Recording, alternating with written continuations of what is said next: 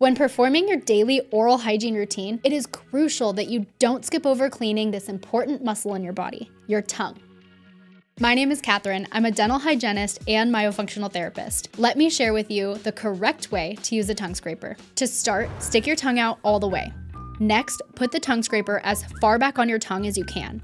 Apply light, gentle pressure, and then pull the tongue scraper straight forward. And avoid pushing too hard because you can actually cause trauma to your tongue. If tongue scraping is difficult for you because of a gag reflex, just start by going as far back on your tongue as you can without gagging. When you are scraping, start humming. Humming is a great way to normalize the gag reflex. Each day, try to go back on your tongue just a little bit further, and after about a week or two, you will notice less of a gag reflex. This is going to make it easier for you to tongue scrape. Next, you want to rinse your tongue scraper and then repeat this process about 5 to 10 times until you notice the tongue scraper coming out completely clean. And don't be surprised at what comes off, because sometimes the human body can be pretty disgusting. If you don't remove this bad bacteria, it doesn't just cause bad breath, but it can lead to heart disease, diabetes, some cancers, and a long list of other health conditions. I recommend doing this 1 to 2 times a day to remove the bad bacteria that causes smelly breath. The best time to do it is in the morning, right after you wake up,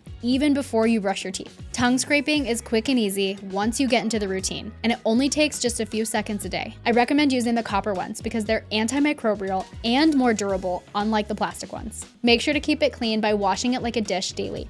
You can even throw the stainless steel tongue scrapers in the dishwasher as well.